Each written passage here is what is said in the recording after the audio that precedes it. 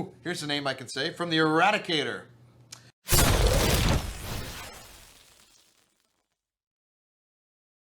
Anyway, here we go, guys. This is what we came for. We came for the Inside Star Citizen breakdown.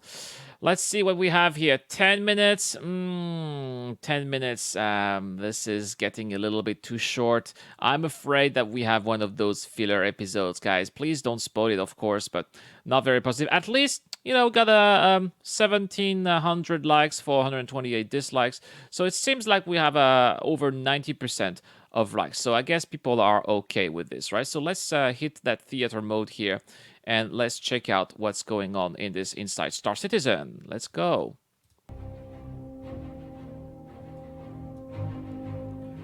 In the universe of Star Citizen, we want the choices players make to matter. What ship will you need for a particular mission? What kit will you use to accomplish your goals? What supplies must you have to survive the elements and duration found in your upcoming enterprise? The adventurer that masters preparation will find themselves with an edge over those who hap themselves haphazardly throughout the universe. All right, guys, so it looks like we're going to talk about the survival mechanics. I'm all for that. I am really fired up about survival mechanics. This is something that really, in my opinion, makes the whole experience in Kingdom Come Deliverance so much more believable. That's why I love Kingdom Come Deliverance. You gotta eat. You gotta have the right. You gotta have the right clothes or the right outfit. You need to rest also, and I think that it just adds more to the attachment that you have to a character, because you basically have to groom your character. You have to take care of it, and as a result, you feel more involved. It doesn't need to be too crazy, right? But just a little bit of that already is enough to add a certain sense of attachment, and I think that it is important in those kinds of games. Yeah, Ahmed is from Turkey. 1138, good morning from Scotland. Hello, 1138, nice to see you today.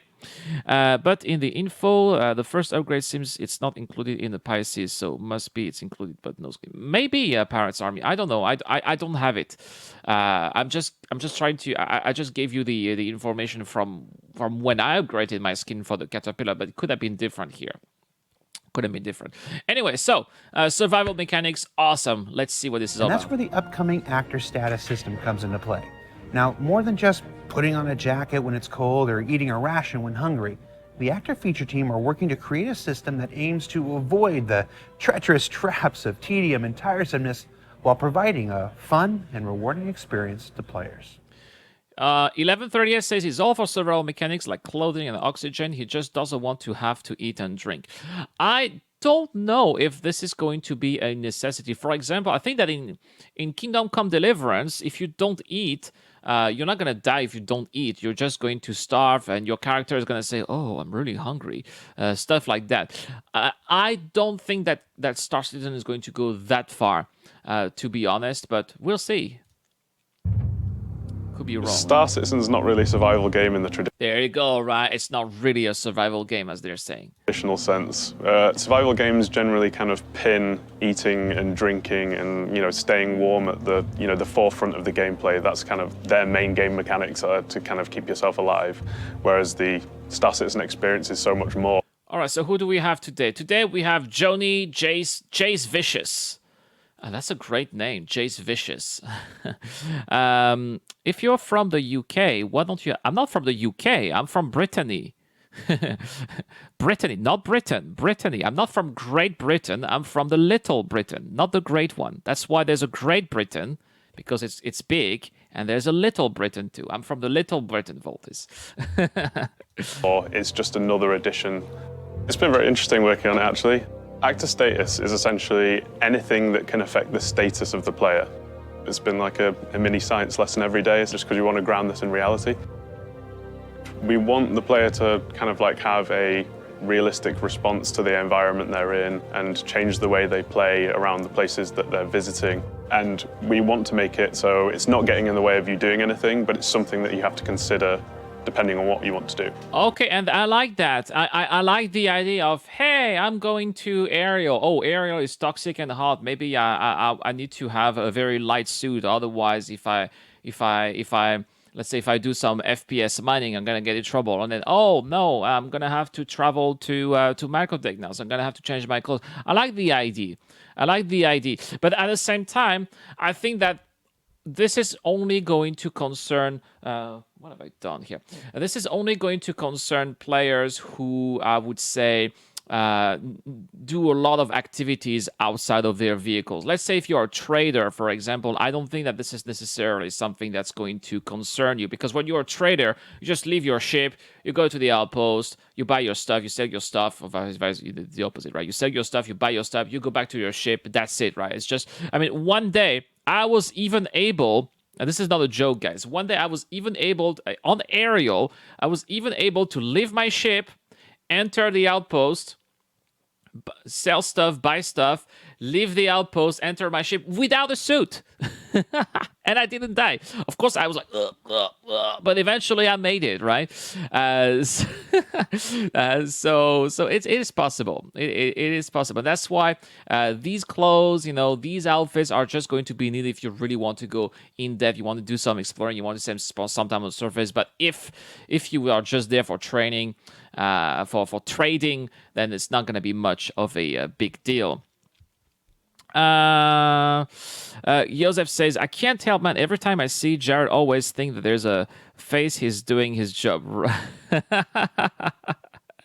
That's going to stick with me, right? That's the face of a man who's doing his job right. I don't know, Joseph. We'll see, right? We'll see if he did his job right today.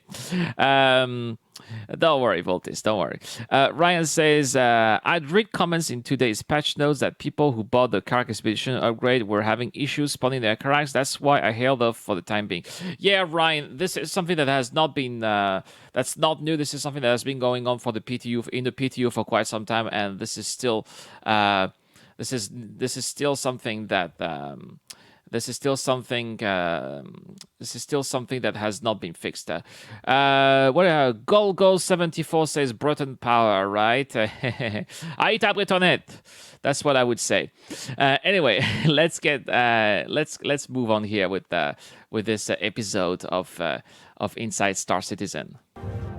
One of the big things was, like, you don't think about it very much, but people always just say hypothermia in reference to cold. People don't think about it also being hyperthermia when it starts to get a little bit hot. Whoa, what do we have here? This is on Aerial. For those of you who are not familiar with the moons and the standard system, look at how hot it is on Aerial, guys. 223 degrees Celsius on the surface of Aerial. And here the character is having a temperature of 40 degrees, so definitely hypothermia. And he is going to die in 2 minutes if he doesn't have the right equipment. So that's what I'm saying, guys. If you don't have the right outfit, but if you're going there to trade, that's okay. You're not going to die because it doesn't take 2 minutes to go into an outpost. But if you're out there because of whatever reason, yeah, it's going to be a little bit tough, right? We also found out kind of like how much humidity and wind chill affect the temperature. If it's humid, you can't sweat and wick away temperature from your body. And if there's wind chill, it affects the temperature a lot and makes things a lot colder. So kind of like looking all of that up online and just kind of like reading some like scientific journals and whatnot, just to kind of get a good basis of what we're doing here. The way this works is every kind of room or planet will have an apparent temperature, which is the temperature of the planet that's then affected by humidity or wind. Okay, what are we seeing here? Here we're just seeing that it's minus 47 degrees on Macrotech, which is actually it's a good day on Macrotech. Could be worse, right? It could be minus 100. And chill, and you'll have that kind of number present to you, so you kind of know what the environment's like you're in. That in turn then affects your... Okay, so this is gotta be like the special suit for Macrotech. By the way, did you see how white it is? Like, it completely blends into the environment. This is great camouflage. This is great camouflage. If you're into combat and you have this suit, no one's going to see you. Which, I don't know if this is just white box, if you see what I mean, right? Or if this actually how it's going to look like. Ration packs and rehydration bodysuit to reclaim body respiration and human waste, especially on those with barren planets, no water. Okay. Yeah, that would make sense, technician. That would make sense. That's a very technical analysis, the technician. your body temperature. And if it starts to go too far out of whack, you'll either start to suffer the effects of something like hypothermia when you start getting too cold. So you might. Oh yeah, here I can see that the body here, despite the suit, they're still at 30 degrees Celsius, and you can see here the life here, which obviously must have started at 100, is slowly decreasing at the same time. Might start getting sensitive to light again, start shivering. Now, this is what I don't understand. This is Grimex, right? Why are we at 21 degrees? Oh, that's 21 degrees outside. So it All should the be... stuff that you saw, the good stuff you saw at CitizenCon. And then on the other side, you've got something. All right, so why did they show that at Grimex? I don't understand why people feel like that at Grimex. Anyway, I can't get in my car right but I could before PTU 3.8.2D. Yeah, do you have a C8 Expedition Pyro guy? That may be the reason why. Like hyperthermia, which is when you're getting too hot and you start like getting like raspy breath, like. Well, okay, you know what? Ariel used to be my favorite moon of the whole Stanton system, but now that I see 222 degrees, I'm not so high about Ariel anymore. It's going to be interesting to see how hot it's going to be on Aberdeen because the atmosphere there is even thicker. Like your vision might start swimming a little bit, and eventually both of those conditions will result in death if you get far too cold or far too hot. Not all active statuses are negative, so like hypo and hypothermia, there are no benefits from suffering from those two things. Obviously. We do have buffs and debuffs gained from the food. They will have some positive effects as well. So you might drink some water, which will kind of keep your thirst at bay for longer. You might eat a chocolate bar that kind of gives you a bit more energy and increases your stamina regeneration. There might even be something medicinal that you can eat to, give you a small amount of health regeneration. And I hope that we're going to have those hospitals open pretty soon. We can see those medical units. There's like that Maria Hospital at Lowville. There's another medical unit at Area 18. I really hope that these are going to open so that, we could have at least a place where we could buy those medical buffs, because right now there's just nowhere we can buy them, right?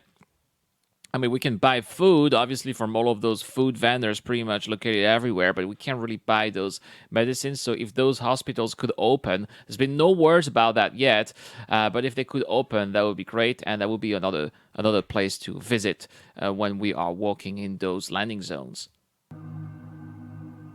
It's fun in the same way that you have to pick the right ship for the right job in the PU. Like, if you want to go and kill some pirates, you'll want to take a combat ship. If you want to go mine... No. If I want to kill some pirates, I can take a Pisces. I can do it. You want to go and take a mining ship.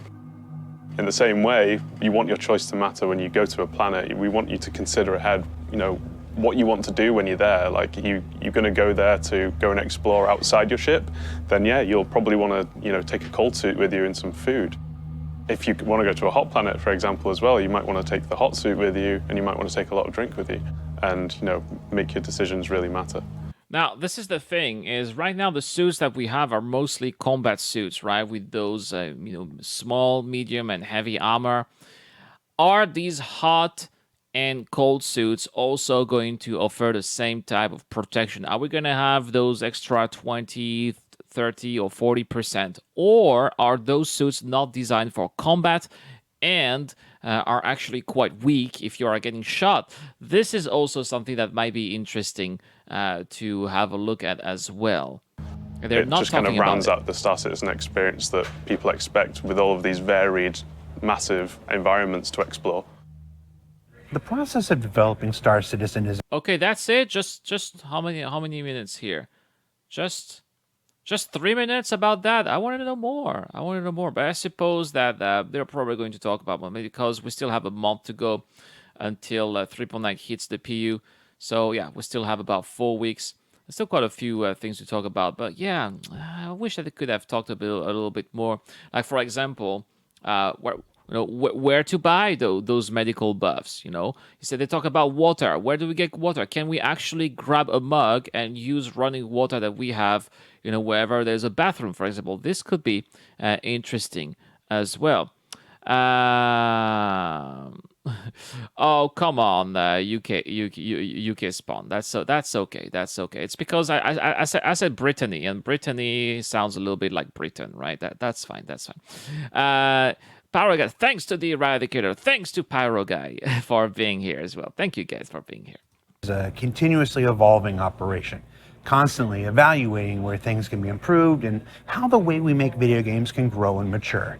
From the move to a quarterly release schedule with 3.1 to the switch to a staggered development cadence, one of the ways we improved the process towards the middle of last year was the implementation of the go, no-go meeting. This is not new. There has been no go meetings since the beginning of the project, since it started releasing stuff. So I don't understand what they're going to talk about here. Please tell me this is not one of those corporate segments again. I really hope not, right? Have you found the panel? It's left side under the ramp. Yes, with individual 11, I have found the panel indeed. You're right. Ahmed says, for example, if we play too long, like 2 hours without break, we begin to lose focus, then eat or drink something. This is what I wish for. I think so, Ahmed. This is what's happening in Kingdom Come Deliverance, for example, and we do know that there's supposed to be some kind of cooperation, or very limited cooperation, between Warhorse Studios and Cloud Imperium. This is something that was announced on the RSI website a long time ago. So I would not be surprised if the mechanisms are quite similar to those in Kingdom Come Deliverance. Not to mention that the engine is the same. Juliano Silvia says, some item to filter the water while exploring. Yeah, perhaps, especially if local water is a little bit toxic, right? An effort to better identify not only when features in development were ready to be included in a quarterly patch, but to find those which would be better served by hanging back and staying in incubation a little while longer. Oh my. At least The we can see go-no-goes are where we make a decision on whether or not features and content are ready for the releases. The feature team get together with the directors and production, some members of the executive, along with all of the other directors from the other teams as well, to collectively review the feature they've been working on. Actually, one of the reasons why we started this process was before we didn't have those gates to actually really control what was going into the game. Sometimes It's one of those I hate those segments, guys. So here, so combat suits don't protect you against cold or spaceflight suits. What are they? Perfect for vacuum space condition? I don't know, Pyro Guy. I guess we'll figure it out when we have them on us, right? I'm still not really convinced about the usefulness of those suits, or if we actually need them at all, but you know, maybe they have some special mechanics for us in store, right? sometimes people will do things in isolation and then they won't see how it works together as a whole thing. It really makes a point in time in the development schedule to say, actually guys, let's pause, let's evaluate, let's really look at this, play it through. I think as directors, we basically had to create a list of, hey, this is our criteria, this is what we expect from the. Did Todd Pappy lose a lot of weight? He looks more sharp than he looks sharper than I've ever seen him before. Technician says, or store water, food, med packs, and a range of environment suits on ships if there is storage and block. Yeah, right, of course, that's the idea. That's why they have storages in ships, technician. That's because, yeah, you depending on wherever you're going to need different suits. So if you can have storage in ship, then you can bring them out, right? Now the problem is, if you have several ships, maybe you're gonna have to have a pair of or at least a set of suits per ship, right? Because what if you're taking your Carrack, but your suit is in a constellation, then it's not going to be available in a Carrack, right? So this is also something. Right now, if you're using the Mobi-Glass, it just magically appears, but I don't think that this is what I want to have in the future. So we'll see how it's going to be in 3.9. From the product owner, this is what we expect from the team. And so the real important thing is that we actually as a group... Giuliano says he wants this hairstyle in the game. I think it looks pretty cool. I agree. I also want the beard. Able to make those decisions to say, this is ready, and it hits a certain quality bar that we want to be able to push forward with. The determination of whether something goes live or not is basically dependent on the quality of that experience. For instance, when we have a typical feature or a game loop, we want to make sure that a lot of what is needed to prime the player to perform a certain action, take FPS mining for example. You can actually go to the store, buy the mining equipment, go out, find the mineable rock, mine it, take it back, sell it, and that would be a complete game loop. So if the experience is something that we think enhances the game and something we want to get into the public's hands and get feedback on, then obviously it's a go. In terms of decisions we've made, Guys, seriously, what are we learning here? We're not learning anything. All of that is things that we've heard again and again and again and again and again and again. Why are we even watching this? there's been times where things have been a bit 50-50. With those kind of decisions, there's been a fair few times where we've said, well, actually, we think that it'll be good to get out to the backers. And that means they're not always going to be 100% perfect, but that's why we want to push them out there. We want to gather feedback, we want to look at analytics, we want to talk to the community and discuss how can we progress this, how can we move this on to the next level. Yeah, this is In what some that's what they're calling tier 0, by the way. We've heard this over and over again. circumstances, clearly the feature isn't ready, and then it's easy to say, actually, let's relieve the pressure, it's a no-go, and then let's give the team more chance and opportunity to make it better. I think anytime you work on a project or anything, you're expecting it to be done by a certain deadline. If it doesn't hit that deadline, then you have questions of why, what held us back. But at the same time, I would rather hold something back if it's not right than put it out into the public. In terms of how these things affect the roadmap, I always feel that on a personal level, can feel a bit disappointed that we were really close to delivering something, but it may need to be pushed out. And that's kind of why we've started doing the roadmap. Yeah, Dennis, exactly, Dennis. There's absolutely no content. No, what are we learning here? We're not learning anything. This is just talking for talking. Like, oh yeah, it's when it's not on the roadmap. We're really sorry. Well, so are we. Roundup is that so that we can Duh. try and convey the reasons behind why something that was on the roadmap for a little while has then got moved. You know what? I think that and this why this face is very appropriate. I think we're being trolled, so we're having a troll face. We're having a troll face here. I think they're trolling us, guys. They must be trolling. I think that this is gonna be the thumbnail of this video. They are trolling us with this segment, where we're having a 5-minute segment about basically nothing. James says we need better looking underwear. Yep, James, that's absolutely, especially for female characters. I agree with you. The great thing about making a game with this immersion is that it asks for so many small details that it ends up leading to a longer development, such as the water filter detail.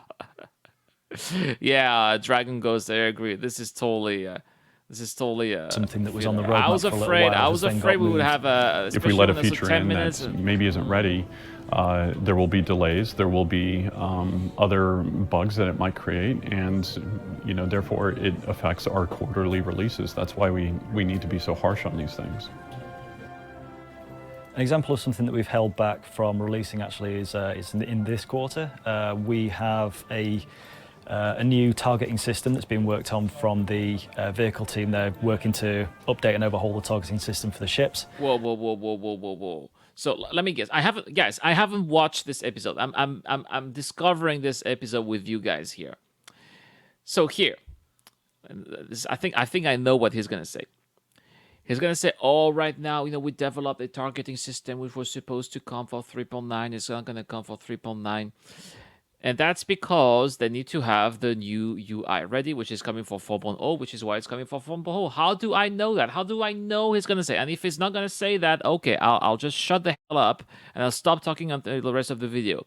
But how do I know he's going to say that? That's because they've already said that last week. And it's also been said in the Roadmap Roundup update. So once again, we're not learning anything. This is another of those filler episodes. I don't know what Jared is doing. Seriously, Jared, I don't know if Jared is ever learning or at least listening to the feedback that we have been giving since the beginning of the year. We want to have content. We want to be informed about what's going on with the actual content of the game. We don't want to be told the same thing over and over again and the same excuses over and over again. We want to see actual progress of what is being done. Show us some more of those moons. Show us a longer episode about the player status system. Show us what's going on with 3.9 regarding, for example, the Terrapin. Not the Terrapin. What's the name of that Terrapin ship? The Prowler. Show us what's going on with the Prowler. We only had one tiny sequence about the Prowler. Is there any progress made there? We want to know all of that stuff here. What about the interior at New Babbage? How is it looking like now? Can we also see that? What about the outposts? What about the outposts on Macrotech? Why can't we see any of those? No, instead we're having those filler, those filler parts that don't teach us anything. Which currently does work, and we could actually release at this point in time right now. However, the UI that comes along Bingo, there you go, right? However, the with UI. it So is, they've been saying that over and over again. not the best way of us showing this feature off for the first time. This is actually going to make a lot better use of the new building blocks UI. So we're going to be holding the new targeting system back until the building block UI is at a position that we can release. That's Pyro guy, no, I don't live in France. I live in Taiwan. Hey, James Skelton, it's 1 p.m. there. Wow, where are you, James? 1 p.m. You must be, 1 a.m. All right. to the public, and these two things can come So it must together be and be a American. really good first example of this new targeting system. Sometimes when you do get a no-go, you know, it can be disheartening because you really work and you put some effort in to obviously get it up to that point. Our job is to try and hopefully convey that it's not because No, they're not holding us back. Yeah, they're just giving us excuses. This is an excuse to say, hey, it's gonna be delayed because it's not ready. We know that. There's no need to have an entire episode about on Inside Star Citizen to tell us that. Most backers, I would say 95% of backers are mature enough. I understand that if it's not ready, it's not ready. There's no need to waste our time in Inside Star Citizen on a 5-minute segment to tell us these things. I am baffled when I see that, guys. I am baffled. So the point of this video is the same as everybody else, immersion and things, to make this immersion easier, but they seem stuck and more concerned with information. You're talking about the previous part, Juliano, or are you talking about where they're making excuses here? Well, I mean, this is a huge game, and there are still so many people working on it. They want to tell me they have to use fillers. Sure, all these people have to be working on something to talk about. Of course, right, Dennis? That's exactly it. Of course, there's something that they've got to talk about. No, instead we have a 1-hour episode about bobbleheads, or half the Inside Star Citizen about telling us that, if it's not ready, then if it's not ready, and we're so sorry, but it's actually not ready, and you can't play it because it's not ready. Shut the up! Shut your. This is not what I want to hear. because we don't think what they've done isn't good Not enough. you, It's not just you. You were simply doing your that job, Jared. in the review meeting we're addressed to just give it the best impact that it could do, so that the community can feel really impressed with it all. So while it might be a moment of disappointment, in the long Hey, run, Anna it's a Keyburger, much how are greater feeling when you release that feature to the public and they really enjoy it. Yeah, they released the feature. So how about, maybe we could talk about salvage mechanics, for example, right? Because salvage mechanics have been on the roadmap for 2 years, on and off the roadmap for 2 years. It's not even a roadmap anymore. So I suppose that when salvage mechanic is going to finally be out after being pushed so many times, they're probably going to have a nerdgasm. So what did we learn this week? Well, we learned that in Star Citizen's first What did we learn this week? We learned nothing. We learned nothing this week. Well, we learned, just the survival mechanics a little bit. Yeah, thank you, Jared. Jared is trolling us, especially, where's my troll head here? Let me show you. Yeah, there you go, right? Here. Yeah, this is what summarizes this Inside Star Citizen episode, guys. This is gonna be my thumbnail for this episode. I'm going to change the thumbnail. I made a little thumbnail already before for this live stream. I'm gonna put this as my thumbnail. This is ridiculous. I think that there are only 1 or 2 interesting episodes last. No, Powers. That's a little bit. That's not true. There were a little bit more. Just already this year, there's been already two good episodes. The last 2 were quite okay. If they talk about what's happening in Macrotech, we're probably crying. I don't think so. They could. Here's what they could talk to us. They could talk about the outposts, and they could talk about the interiors. They could show us more about the hubs, for example. I don't understand why we're not saying that. Then it says, that sentence is Star Citizen in a nutshell. Well, it's a disappointment to push back that feature now. It will be great in the future. Yeah, right. Soon TM. What future are we talking about? James Skelton says he loves the troll head, right? Yeah. I would love it if I had the feeling that we were not being trolled. But I think that we are being trolled here. That's what I feel. Anyway, guys, that's what we'll be. That's all we'll be talking here for this. This more than disappointing Inside Star Citizen episode. Thank you so much for being here. Highly appreciate, guys, as always. If you guys weren't here, then it would not be that interesting. But you guys, with your comments and keeping the discussion going are making this more interesting for sure. Don't forget that this month I've got a giveaway. I'm giving away thanks to Dragon Ghost, who is watching, by the way. Shout out to Dragon Ghost. He is here. Thanks to Dragon Ghost, I can give away a oh, Pyro. I can give away not a Dragonfly, a Mustang Beta. All you need to do, guys, on winning is to be a subscriber of the channel and to comment to any video posted this month. The winner will be announced early March. Also, for the Patreons out there, I am giving away a gift card, $50 in money. Pledges out $1 a month, that really help this channel a lot. Next pledge goal is going to be for a green screen, so you guys don't need to see the lame background in the back. There's also the join button if you want to go the extra mile. I'll see you guys tomorrow for more Star Citizen videos. We're going to talk about the roadmap. Hopefully, it is going to be a good one. Hey, Salo Henrique Garcia Novo. Unfortunately, you came here at the end. But yeah, that's going to be all for this video, guys. Thank you so much for watching, and I'll see you guys tomorrow. This is the Eradicator. I'm signing out.